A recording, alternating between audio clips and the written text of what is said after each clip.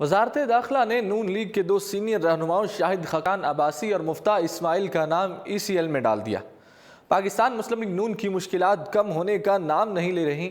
ایک طرف مسلم لیگ نون کے قائد 6 ہفتوں کے لیے عدالت سے ضمانت پر ہیں تو دوسری جانب پنجاب اسمبلی میں لیڈر آف اپوزیشن حمزہ شہباز بھی عبوری ضمانت پر ہیں۔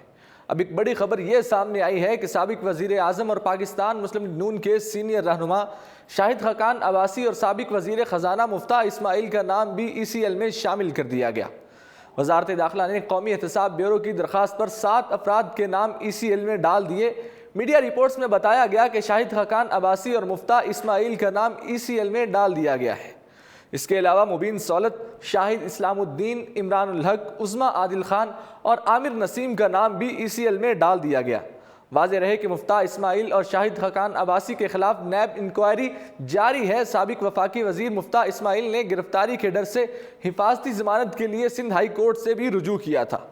درخواست میں استدعا کی ہے کہ نیب بے بنیاد انکوائری کر رہا ہے، نیب سے تعاون کے لیے تیار ہوں، حفاظتی ضمانت منظور کی جائے۔ اس سے قبل نیب کی جانب سے مفتاح اسماعیل کا نام ایگزٹ کنٹرول لسٹ میں ڈالنے کی سفارش کی گئی تھی، جبکہ مفتاح اسماعیل کا نام اسٹاپ لسٹ میں ڈال دیا گیا تھا۔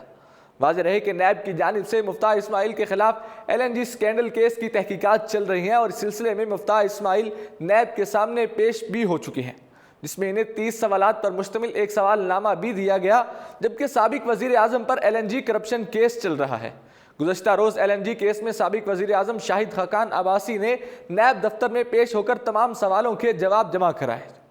ذرائع کے مطابق نیب کے سوال نامے میں شامل اکثر سوالات کے جواب شاہد خاقان عباسی پہلے ہی جمع کروا چکے ہیں۔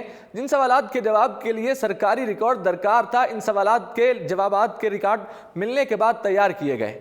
روانگی سے قبل پیشی کے موقع پر صحافی کے سوال آج جلدی واپسی ہوگی، خوش ہیں کہ جواب میں شاہد خاقان عباسی نے کہا کہ آپ کو مایوسی تو نہیں ہوئی۔